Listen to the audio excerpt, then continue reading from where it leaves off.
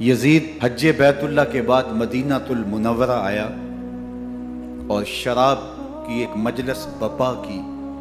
حضرت امام حسین رضی اللہ تعالی عنہ جب وہاں پہنچے تو شراب کی پھیلی ہوئی بدبو کو محسوس کرتے ہوئے فرمایا، یہ بو کیسی ہے؟ تو نشے میں دھت یزید بولا، یہ شام میں بنتی ہے، اور ایک جام منگوایا اور اس کو پیتے ہوئے دوسرا جام حضرت امام حسین رضی اللہ تعالی عنہ کی طرف بڑھاتے ہوئے کہا، ابا عبداللہ لیجئے۔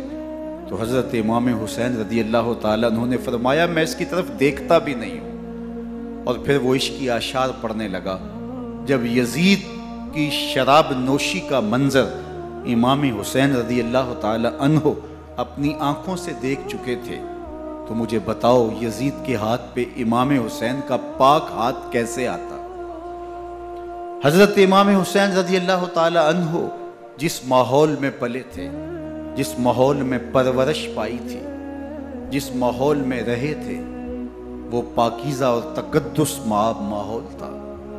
اور یزید کبھی اطراف دمشق میں، کبھی غوطہ میں، کبھی الخضرہ محل میں، اور کبھی کہاں اور کبھی کہاں داد عیش دیتا رہا اور لہو و لعب کے اندر مصروف رہا، اور اس کی زندگی ان چیزوں سے عبارت تھی۔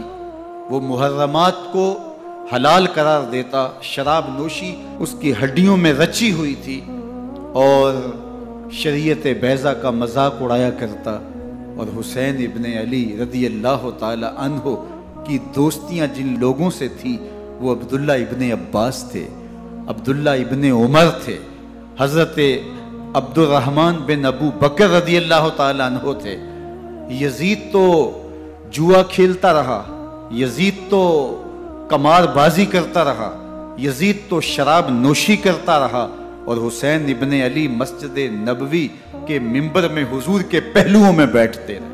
اللہ اکبر! حسین کے لیے پیغمبر کے سجدوں کو طول دیا جا رہا ہے۔ حضرت سیدہ فاطمہ الزہرا رضی اللہ تعالی عنہ کے گھر کے قریب سے گزرے تو حضرت امام حسین کے رونے کی آواز آ رہی تھی، تو آقا کریم علیہ السلام نے فرمایا کہ فاطمہ حسین کو چپ کرواؤ، الا تعلمی ان بقاءہ یوزینی، تو جانتی نہیں حسین کا رونا مجھے دکھ دیتا ہے۔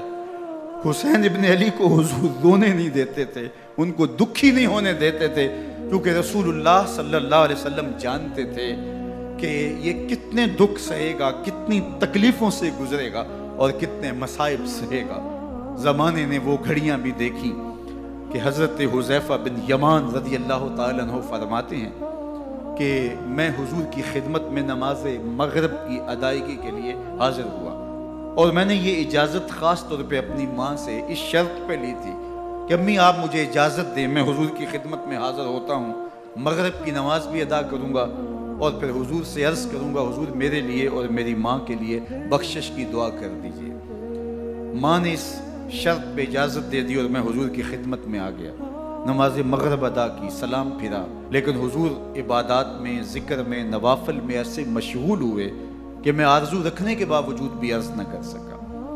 خیر نماز عشاء کا وقت ہوا، اذان پکاری گئی، حضور مصلی پہ آئے، نماز پڑھی، سلام پھرا، اور حضور اٹھے اور کاشانہ اقدس کی طرف چل دیے۔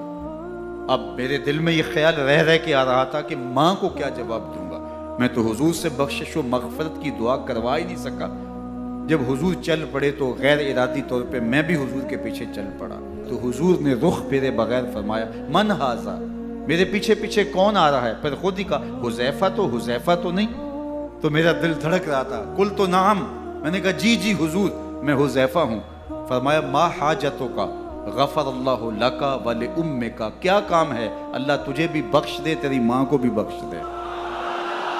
اب جو کام تھا وہ جنبش لب سے پہلے ہی ہو گیا، یہاں تو لفظوں کا سہارا بھی نہیں لینا پڑتا، وہ بند لبوں کی بولیاں بھی سنتے ہیں۔ اقبال بولا ہے، فروغت صبح آثار و دہور، چشم تو بی نندائے ما فی الصدور، تیری نظر تو سینوں کے چھپے راز بھی دیکھتے ہیں۔